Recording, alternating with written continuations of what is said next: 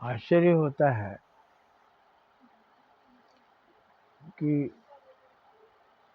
मंदिर में रहने वाला पंडित जब दुराचार में पकड़ा जाता है, जब उसका भंडाफोड़ होता है, उसका अपमान होता है, वो मंदिर में रहकर सबको शिक्षा देने वाला खुद क्यों नहीं सीख पाया?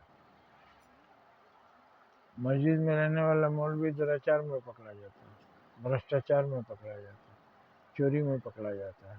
क्यों पकड़ा जाता है? लोग उसे तो बहुत अच्छा समझते हैं, प्रणाम करते हैं, लेकिन अंदर से वो गंदा है। तो मस्जिद में रहकर वो कैसे गंदा होगा, जो खुदा का घर है? गिरजा में रहने वाला पादरी भी पकड़ा जाता है। आए दिन यही हो रहा है। जिन पर हम आस्था रखते हैं कि बहुत अच्छे होंगे, बुरे निकल जाते हैं।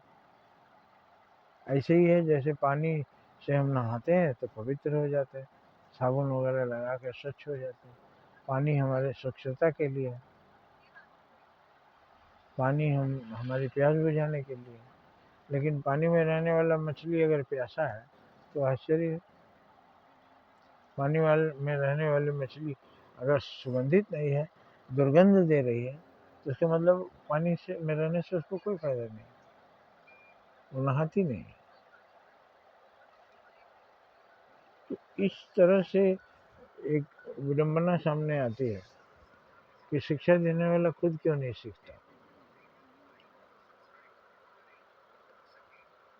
तो खुदा के घर में रहने वाला, सबको अच्छी अच्छी बातें बताने वाला, वो बता के शुरू खत्म नहीं हो जाता।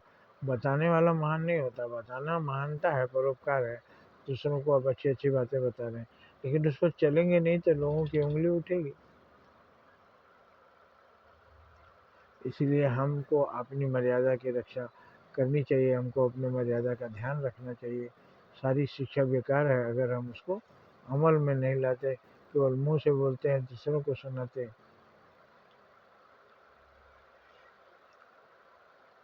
दूसरों को नसीहतें और खुद मियाँ फजीहतें।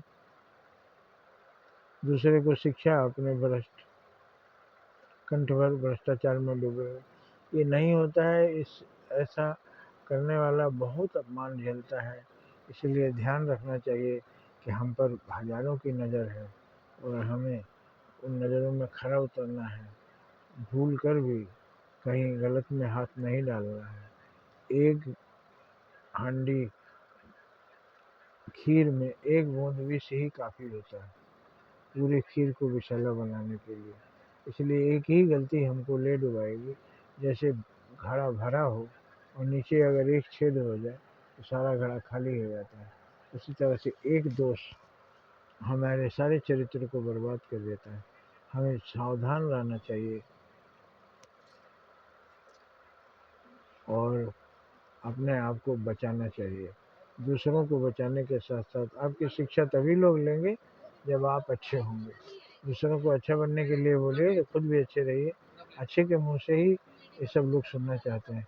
इन बातों का अधिक से अधिक प्रचार प्रसार करें। जय हिंद, जय भारत।